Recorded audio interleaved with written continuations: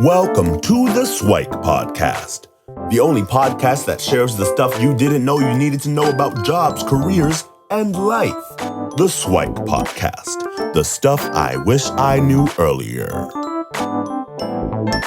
Hi, everyone, and welcome to the SWIKE Stuff I Wish I Knew Earlier podcast. We're here with guest host Alena Sviderskaia, and hopefully I didn't butcher her name. You did well. I did a good job. Yay, kudos to me. So I'd love if you kind of let us know a little bit about your background. So you come to us from a background of accounting, and then now you're in the coaching space.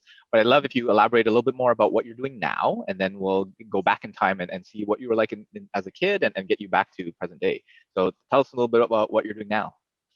Yes, well, thank you so much, Luki. And I'm really, really happy to be here and share my experience. Hopefully it can help somebody to inspire. So right now I am focusing on leadership. So I'm a coach focusing on leadership, and I work with organizations, and my main focus is helping them turn their managers into people leaders, really confident, somebody who inspires and empowers their team, and actually somebody who's engaged in what they do, know what they do, and get results. So this is kind of my focus right now. Like you mentioned, my background comes from finance and accounting. My journey was nothing but linear. I think it was really up and down, and it's still going on. But I started with going to psychology degree, getting a psychology degree, because I always wanted to be a psychologist. Always, my dream was to be a therapist. I read one book when I was 13, and that was it. I knew what I wanted to do. I actually I actually don't know the name of it. I remember it was yellow. Okay. My memory is really hazy on that, but it was about social psychology and how we interact with each other. And it was like somebody opened the doors to this whole new world, saying, hey, we can understand why we do things. And for me, it was so fascinating. It was no turning back. I wanted to be a therapist. There was something about kind of helping people navigate this fascinating world that really appealed to me. So I went to McGill University, and I graduated from psychology to the PhD in psychology and becoming a therapist. I completely switched to accounting and finance, and that's where my journey continued for the next 11 years. And eventually, I kind of found my way back to the coaching. So that's very brief overview.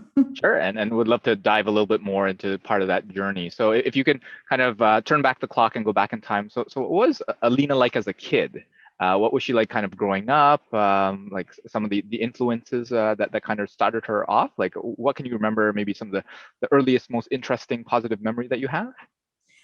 Oh my God, there's so many. And a lot of them actually revolve around books. I was a reader. I started reading really, really early on. Actually, my grandma taught me how to read way before I went to school, because I was annoying her asking her to read me more and more and more books every day. So she's, you know what, maybe I can just teach her how to read, and so she can kind of do it on her own. And from then on, I just read and read and read. And there was something, every book was kind of almost like a travel experience for me, right? I was able to put myself in the shoes of different people, see different places, different situations. And I think it really shaped me as a person, because it allowed me to, again, get a glimpse of what it's like to be in someone's shoes. So it helped me with compassion. It helped me with being sensitive to other people's situations. And that probably also contributed to my desire to be a therapist and eventually a coach as well. I was also sorry, go ahead. No, I was going to say, what were some of those memorable books? Because actually, in one of my practices, empathy is kind of a very big thing, and you kind of touched on it, where actually, in order to practice empathy, you can actually read rich fiction, right? Because exactly you said, you are put into someone else's shoes, and by doing that, you become more empathetic. So I think it's that. But what were some of those memorable books that folks might be able to pick up and say, well, these kind of shaped you or changed you, so that that might inspire some as well? There's so many. So one of the books that kind of stand out to me when I was a kid was short stories about animals by Ernst Seton Thompson. Actually, I'm hoping I'm pronouncing this correctly, because I remember it from like Russian pronunciation, but it was short books about animals, and it showed the world from a completely different perspective, and again developed that compassion towards kind of the situations and the circle of life and all of this. And I read a lot of like detective stories, Okay. kind of trying to figure out what happens. And again, the motives and how things appear and that they may not appear the same way. I read a lot of classic books as well, like Leo Tolstoy, Anna Karenina. Okay. Loved it. Crime and Punishment. It was, everybody found it so gloomy, but I found it fascinating again to see how somebody is put in a certain situation and how the thoughts change, the behavior change, and somebody who would never thought of themselves being in this position and committing a crime all of a sudden find themselves in it. And so that kind of helped me try on different situations and put my judgment aside. Sounds good. So it sounds like you were a bit of a bookworm. You were kind of immersed in kind of different sorts of literature and things like All that. sorts. And then All sorts. what was kind of the influence in high school? Because the thoughts in high school is eventually you have to go to university, college, and get a degree and all that sort of stuff. So how did that love of books, love of fiction, did that change, or was there a different sort of fascination with psychology? You mentioned a little bit. So how does that arc continue on? Yeah. So at first, I found myself really at a crossroads. I had no idea what I wanted to do. I knew I wanted a career that would allow me to talk to people, because that's the part that I enjoyed, because I found, again, every person taught me something about something. And it was always fascinating. But that book in psychology just showed me that there's a whole new world that I wanted to explore. And I didn't know exactly what it was going to be, but I knew it was going to be a psychology. And then eventually, I think reading all those books and I naturally kind of became somebody who people confided in, because I was able to just listen with fascination and curiosity instead of judgment. So people felt safe, and I've noticed that. And so people would come to me and kind of pour their hearts out, and just for the sake of listening and being heard and valued. And I said, oh my God, my job can be sitting and listening to people. And so what better way to do that is becoming a therapist. And that's what shaped my decision about where to go as a graduate of high school. And were there any kind of constraints or other people's opinions? Like oftentimes, mom and dad, they want a lot of folks to be doctors and lawyers, accountants and engineers. Those are kind of the typical thing. Was that there, or was there freedom and flexibility to say, you know what, I want to be a psychologist. I want to listen to people's problems, and that's what I'm going to do. Was there any of that? Yeah, so both my parents are engineers. Okay. So as you're saying that, so both my parents are engineers. But you know what? I was really, really lucky in the sense that nobody pushed me anywhere. Looking back at my childhood, I never felt pressure to go into any specific direction. But what I do remember, though, that going to university was kind of it was non-negotiable. It's almost like it was natural to assume. It was an assumption. Nobody said, no, you have to go to university. But because both my parents were engineers, it almost became leading by example. And for me, in my mind, looking back, I said, I never questioned whether I should or should not go to university. Right. Now there are so many different ways to do this. But back then, to me, I have to go to university. But what I'm going to do is up to me. Okay. And that's so true, where right now there's a lot more options, but I mean, back in the day, it's like education, university was the way up and out to have a successful career. And I think I'm probably in the same shoes, where I never questioned it. It's like, I always assumed I'd go to university. Now there's colleges, boot camps, there's also gap years and all sorts of different. Yeah. Exactly. And but as we're talking, it just made me realize just how much that upbringing and my family influenced me in that regard. Because maybe if I would be part of the family where nobody went to university, right, that would be a very different thought process and a very different decision making. So university would be something like maybe a more aspirational or an optional choice, right? But it just shows how that environment influences us. Yeah, there's definitely a nature and a nurture component, whatever side of the argument you go on. So now you've kind of settled in. You have this idea of psychology there. So you've applied to schools. You get into a couple of them, and then you get into some of your courses. And then what happens? What's kind of the transition? You mentioned a stint in accounting. So how does the transition from psychology to accounting happen? So actually, I got pregnant at the last year of university. I got pregnant Okay. with twins, completely unexpected, was completely shocked by it. And that just all of a sudden, so that natural progression to the 7-year PhD program that seemed so obvious and just like it's right there became questionable. Well, now how can I really combine having two little kids at home and my family is back in Russia? At this point, I moved to Canada. So I actually applied to university in Canada. So I'm so far away from everybody. Now it's a completely new world, and I have to make decisions that seem basic but not basic anymore. And then I had somebody who was going to accounting program, and they said, "Oh, you know what?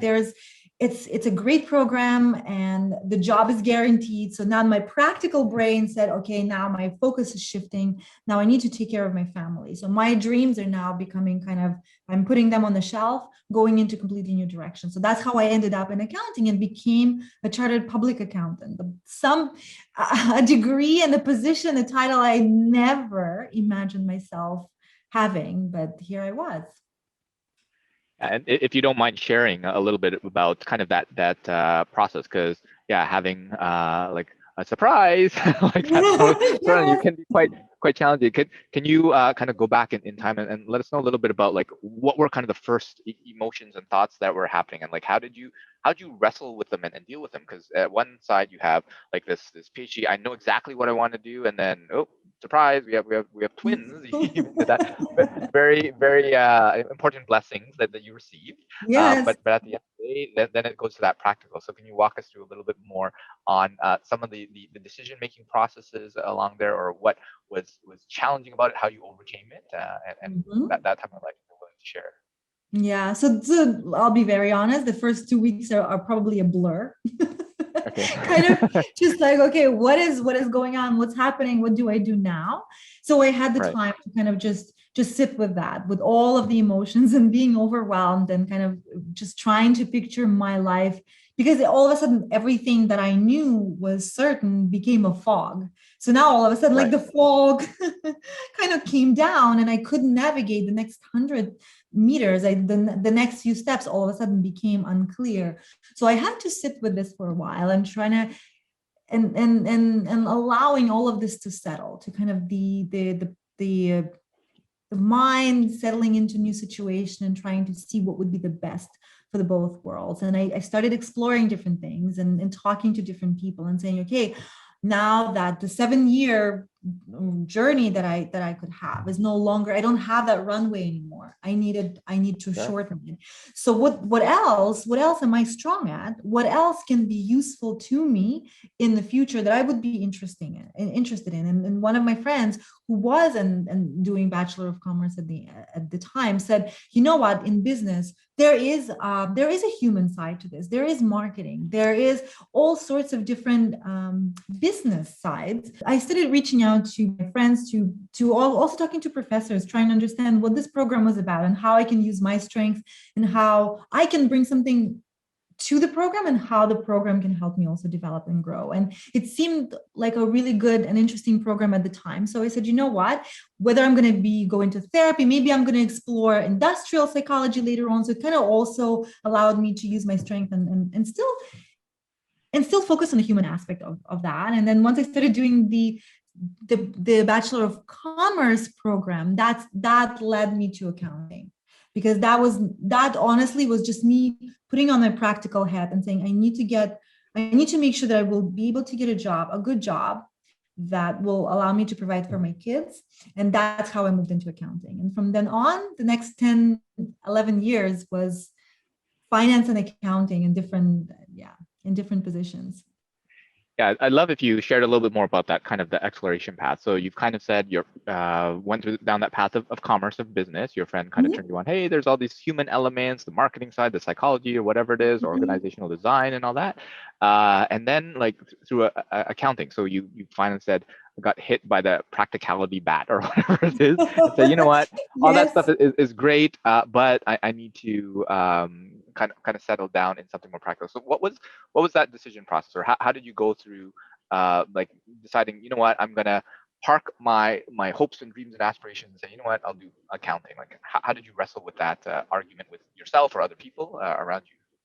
Yeah, it was, you know what, it was, I think it was one moment that I remember that probably switched me to the accounting path. So I had a really fantastic professor, and it's because it's part of Bachelor of Commerce, I had to do accounting. So it wasn't my primary focus at the time, but it was one of the courses and I was taking it. And I remember, covering things like amortization and all of this, and it just didn't, like, logically just didn't fit in my brain. And so I was the person who would stay after class and talking to the professor saying, you know what, I'd like to understand this. I'm not getting this. I'm not getting this. And I would stay and I try to understand. And I remember one day him telling me, he said, you know what, I think you would be great in becoming a chartered public accountant because you have that well-rounded experience of human side and business side. And you have this curious mind where you try to understand. He said, do you know how few people actually stay and ask questions? They Right. just kind of just learn the material, pass the exams, they forget. But you're actually trying to understand. And I think it's a great quality for somebody who's doing auditing and consulting in accounting, because you're trying to really understand the situation. You're talking to somebody, you're asking questions. And he said, I often see this missing in students. That deep exploration and really deep understanding of the subject. And he said, you have that quality, and I think you would be great at it, and I could recommend you for the program. And so that's the moment. And that was a challenge to me. That was no longer, hey, I'm just doing it for the check mark. All of a sudden, I think I felt proud of myself, saying, okay, you know what? Me admitting that I don't understand something, but then trying to learn it is a great thing. So he helped me see that and reinforce that behavior. And it actually probably shaped a lot of my future behavior and decisions as well. So that moment is what led me to start thinking about, maybe, you know what, maybe accounting is the right place for somebody like me and I can contribute. So probably that was that moment. Right. So sometimes it's just amounts to one moment, one person of influence in the right place at the right time can change your trajectory completely. So that's just an interesting point. 100%. And then you said that you had a good career in accounting. So tell us a little bit about that. How was the process to land that first job? Was it everything that you expected, that professor had kind of promised and dreamed? Is that exactly what he said, or were there differences along the way? So definitely. So it was very challenging. It was a very challenging career, very challenging profession, in the sense that it constantly pushed me to learn more and to understand more. And it was always, and the first few years I worked in an audit firm. Okay. And the audit firm, the way I landed that job was part of the university recruitment process. So in accounting, the companies or the firms come in and they present themselves, and then you build connections, you build networking, and then you apply. And then kind of it was done at the university level. And I chose the most challenging. So I was in Ernst. I got a job at Ernst & Young, which was one of the top accounting firms, because I said, I want to go for the best. I want to go for the most challenging. That's the drive, the ambition. So 2 weeks after I joined, so the 2 weeks, that was the 2 weeks with the training, which was really fun. I got to bond with my fellow colleagues who were studying with me. 2 weeks after, I realized this is not the career for me. So the moment the training was over, I'm like, okay, no, this is not a career for me. I loved the people and I loved their drive, but it was very clear that you could see right away the difference between people who were there because they really wanted to be there, right, or people who made that decision for other reasons. And it was so clear to me just looking at people who really enjoyed and were engaged in their work, and people who were doing that because it was their job. And I realized very, very early on that it's just the whole audit side was against my personality. I wanted to work together with people and not looking for mistakes and not telling them what they did wrong. So it was a really, really powerful experience. I learned so much through my audit and accounting days. I have a great appreciation for numbers that a lot of coaches don't have. So I have that business side of things. So I think it's a well-rounded experience. And through my career, I got to work from the audit. I moved on into the industry and I worked in financial analysis. I got to see, again, business side and financial statements and all of this, and build fantastic connection and relationship with people. Yeah, I think that is similar to my journey. But I think I'm a little bit slower than you because it took me a couple months to figure that out, not just 2 weeks. But yeah, I was for science. I joined Deloitte, so one of the other ones on the Here consulting you side. go. And for me, it was like, yeah, this is okay. This is kind of what I wanted, but I don't really want to keep doing this forever. And then I eventually moved on and found something else as well. And I moved more into the business side instead of the technology side. But it Mhm. echoes a lot of the same thing. So walk us through a little bit about that decision. So just 2 weeks after, you already know that this isn't for you. And then it takes you a little while for you to actually transition to something else. So what is that time like? What's going on in your head as you're trying to figure out, okay, what do I do now?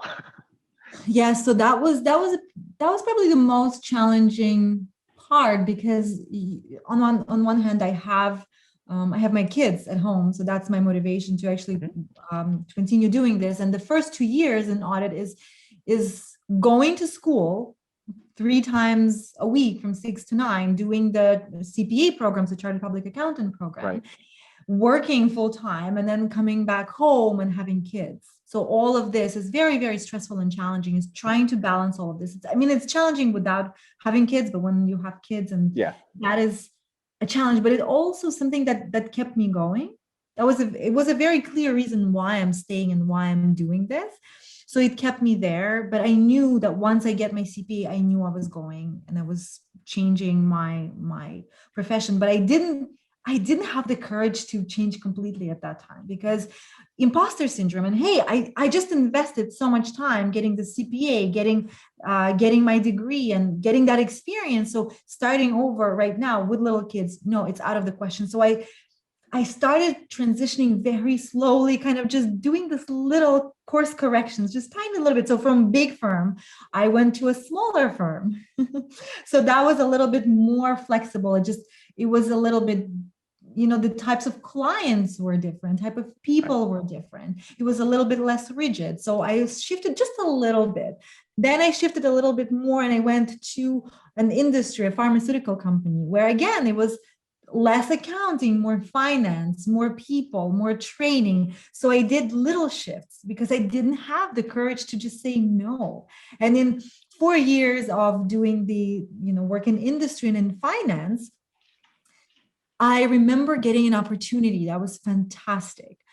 So we had a program where people from finance could go to Africa and share their business experience with non-for-profit organizations and kind of just help them in finance, because non-for-profits are fantastic because they have the best interest in the heart, and they want to do and they care about people, but the business side, the business skills are often lacking. So it's about sharing that and bringing them to a different level with the finance skills. And I applied and I went to this life-changing experience, understanding that I missed so much, that giving and helping people. So when I came back, I knew with certainty that I had to do something about it. And what I started doing is I took classes. I started doing coaching courses, coaching program in parallel with my finance career. So that kind of became, again, another little step, another little course correction into the right decision. And then an opportunity came to move to Toronto. I was in Montreal at that time. So when I moved to Toronto, that was my moment. My kids were at this point 14 years old. And I said, you know what? This is a perfect moment. I'm not quitting my job. I'm starting from fresh start. This is an opportunity. And that's where I did my switch finally. Can you walk us through kind of that, where you got the confidence, right? So you knew that you were transitioning, you had this life-changing experience, you had a coaching program you were dabbling on the side, you had a transition from Montreal to Toronto. So all these changes and things happening, and then you kind of say, well, I might as well add one more change into the mix. Is that kind of the thought process, or was there something else in play?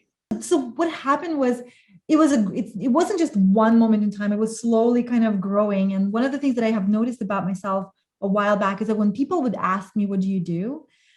I felt this little, like somebody punched me in the gut. I didn't want people to ask me what I was doing. And it wasn't because I was embarrassed of what I was doing, but it just felt that it was a huge misalignment between me and the work that I was doing. So it sounded like my gut was telling me, you're in the wrong place.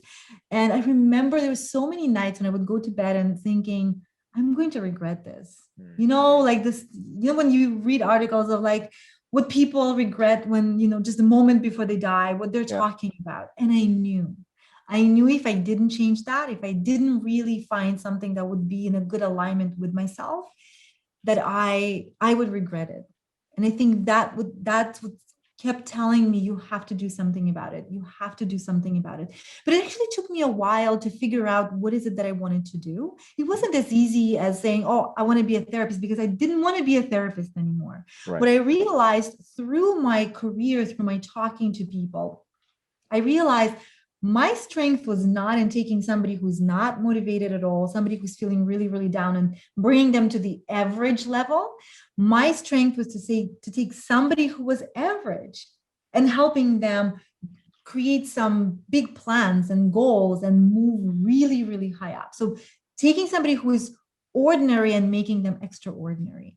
And that's what kind of was brewing and was evolving inside. And I was realizing I need to be able to do this and center my work around that. And that's how slowly I came to coaching. And then because of through my work, I saw the impact of bad leadership. I saw it. I was working with different people, and then some made me dread coming to work Monday morning. Even though the company was great, but having that manager said, I just don't want to face this again. It creates a sense of stress when there shouldn't be any stress. It just creates this feeling that I didn't want to have. And then there's some managers that made me believe in myself and take risky steps that led me somewhere really, really amazing. So I wanted to help create more managers that are life-changing in a very, very positive way. Yeah, So that's how I ended up here.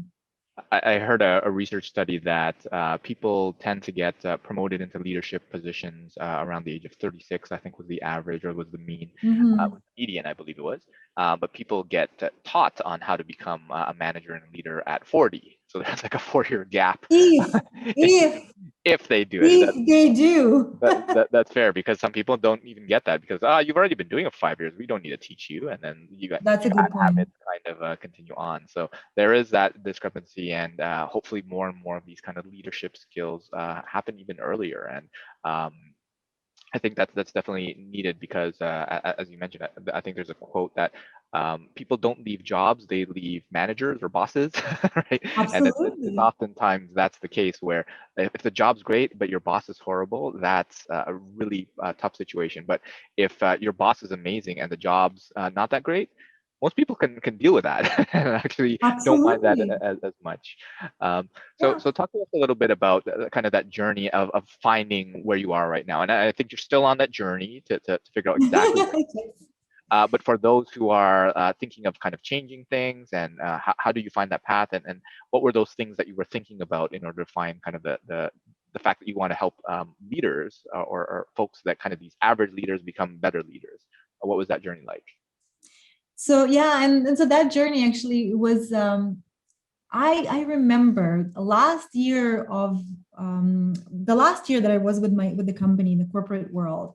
I remember being given an opportunity to lead somebody as a very temporary assignment, because my boss was going on maternity leave at the time. So I was given this opportunity. I was so excited. I said, oh my God, like I love psychology. I do coaching. I mean, yay, let's do this. And I failed miserably.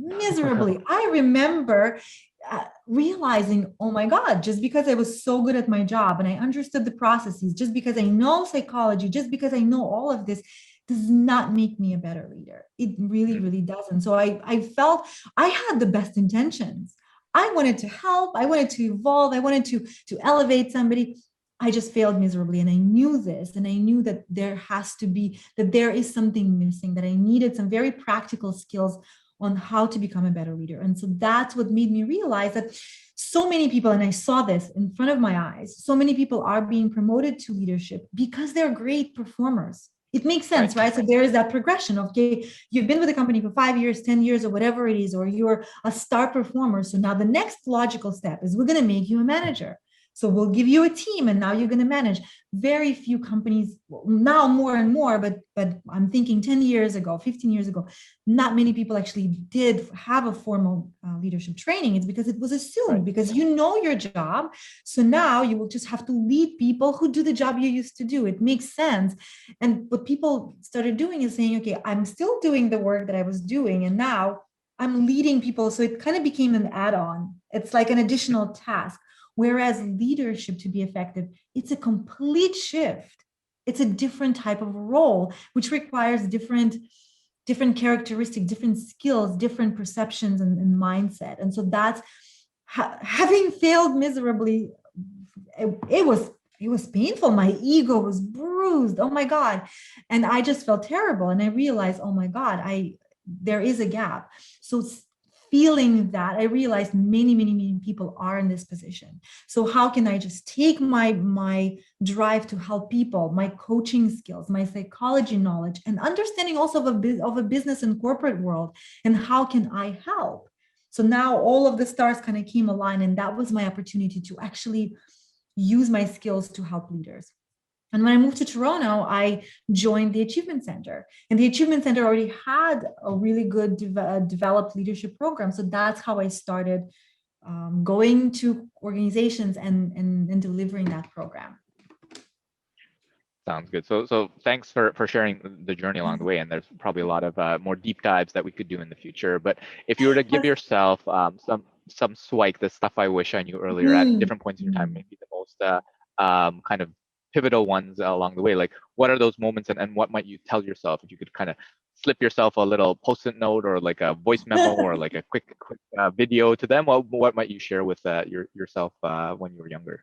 Absolutely. So there's actually a few, and like we were talking, that the journey was non-linear and it's still going on, and there are ups and downs, but there's a lot of learning along the way, and I'm really grateful for that. And probably one of the biggest things for me is realizing that most of the barriers and challenges and blocks actually come from within, not from outside, but from within ourselves. Right. The biggest barriers. I think one of the life-changing and pivotal moments for me personally was when 1 year into my business, I was just not sure of myself. I was like, I have no idea what I'm doing. I have the best intentions.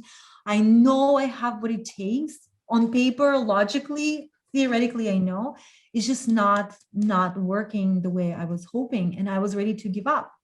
And somebody recommended me a book called Mindset by Carol Dweck. And I read it. I remember going on vacation. And I said, I'm going to read this book and I'm going to make a decision, because I was at the crossroads saying, okay, I'm going to go back to corporate world, or I'm going to continue with my business. I read the book and I actually finished it just the day before we went on vacation. And I remember I was running every day when I was away. And I remember the moment when I made that decision, realizing that the mindset, it is within me, and it's up to me to change things inside and not waiting for things outside. And there is freedom in that. For the longest time, I thought just because I learned and I read books and I was this lifelong learner that I had growth mindset. This was the assumption that I had about myself. The really eye-opening experience was when, after reading the book, I realized I didn't. That in many areas of my life, I had fixed mindset. And I thought that, I am talented in some areas, not so talented in others. And that's the reality. I couldn't really change that. Realizing that was a life-changing decision. And that moment, as I was running, I made this decision that I'm not going to give up until I succeed. And that everything that I need is within me. And it's up to me to make those decisions. So for anybody who is struggling with that, Mindset by Carol Dweck can be a pivotal book. And I think some of the other things are also not being bogged down by the how. There's so many times I have given up on things just because I didn't know how to do this. I would say like, well, I don't know, because I don't see the how, I don't see a clear path, then it means I can't do it. But instead, we need to focus on the what. What is it that we want? What does that after picture look like? How we want to feel after, and letting us kind of, be with this, stay with that. Because every time I had this situation where I knew what I wanted, but I didn't know how, the how would magically appear. And there's infinite number of ways that the how can happen. And some of this we have For no sure. idea about, right? And sometimes we meet somebody who kind of shares an idea or shares a contact or shares some information that we were not aware of, right? Because there's so many things that we don't know. So not being bogged down by the how and instead focusing on what is the after picture you would like to have, how you want to feel, how you want to contribute, how would you like to live your life, and then letting the how come to you. I think that was really important. And I think also surrounding myself with the right people. Time, our time and attention is really the most valuable asset that we have. So surrounding ourselves with people who support us, who learn, who strive for better things, for grander things, it really is a life-changing thing. Yeah, I think all those are definitely thoughts that resonate with me. So I remember reading Mindset by Carol Dweck. I was like, oh yeah, that was definitely me. I was such a fixed mindset before, and I actually share with a lot of my clients that I say, your problem is 6 inches big. The problem is those 6 inches are between your ears. Yeah, And once absolutely. you get past a lot of those limiting beliefs, the mindset, the growth mindset, and there's so many layers to that it takes a while to unpack. But once you do, then there's a lot of things you can do. And then on the how part, like my simple approach is the what, why, how, right? So what do you want, first of all? Because a lot of people aren't even clear in terms of what they want. And Oh if you yeah. follow like Simon Sinek, and he talks about like start with why. When you have that clear why, then there's a lot of purpose behind it and it drives. And then once you have those two, the how usually figures itself out pretty quickly. As you Mm. said, there's infinite number of ways to do that. And I love what you said about surrounding yourself with people, because I'm reminded of that Jim Rohn quote where you are the average of the 5 people you spend the most time with. You So really are. if they're all positive and they're achieving their goals and doing amazing things, well, guess what you're gonna do? But if they're all just binging on Netflix and playing video games and whatever, guess what your future is gonna look like? So I definitely echo a lot of those sentiments. And so Alena, if folks wanted to connect with you and learn a little bit more, where could they find you? And then hopefully we'll have you back and do a little bit of deep dives into any one of these various topics that we had. But where can folks reach out? And then what are some of the future aspirations that we might look forward to hearing from you in the future? Yeah, well, so in terms of reaching out, probably the easiest way to connect with me is through LinkedIn at Alena Sviderskaia. That's where I hang out the most. Also, I have a website, it's alenasviderskaia.com. And in terms of future aspirations, there's a few things going on. Again, the journey is not over. There's the constant self-learning aspect is really, it's happening. I see progress every day. So I'm really curious to see where that's going to go. I'm in the process of writing a book that will help build that basic leadership skills for people who are starting out and people who have been there for a while, dealing with imposter syndrome and carrying all of this inside, thinking they're only ones, and they're not. And so it's kind of having that basic foundation, small little habits that can really make a big difference. And continuing working with companies that are willing and excited to invest in their leaders, that are really the pivotal blocks of the results and the culture, of course. Sounds amazing. So thanks again for sharing your story and your wisdom, your insights, the SWIKE, the stuff you wish you knew earlier. And we're looking forward to having you back for future episodes and talk a little bit more about things like leadership, growth, even parenthood. Those might be Yes. as well. Yes, that's a whole series of podcasts on its own. For sure. Any last parting words that you'd want to leave our audience with? Honestly, it's just, I think at the core of all of this is patience. Patience with yourself, patience with the journey you're on. Whatever you're striving to do, just being patient. We're always underestimate how long something will take us because we're excited. We're thinking, starting a business, trying to lose weight, start trying to learn how to play piano, all of this. When we're excited, it seems like, well, you know what? It's going to happen fast. It's going to be easy. And then the excitement starts to wear off a little bit. It doesn't mean that the why is not there. It doesn't mean that our intentions and the goals are disappeared. So it's being patient with yourself and being patient with that journey that you have to take and accepting where you are right now and taking baby steps. Honestly, baby steps sometimes are more valuable and more impactful than huge goals that we don't follow up on. So I think just patience. Sounds good. Thank you so much for having me. It was so exciting. Sounds good. So on that note, we'll end off the podcast, and hopefully we'll have you back for your future episode. Thanks a lot, Alena. Looking forward to it. Thank you. Take care. Thanks for joining us on the SWIKE Stuff I Wish I Knew Earlier, the podcast. If you like the podcast, please subscribe on iTunes, Stitcher, or wherever you found this podcast. And if you can give us a review, that would be very appreciated. Feel free to contact me on LinkedIn at Lukidanu, Lukidanu, and the same on most social media platforms. And I look forward to hearing from you. Thanks. Bye.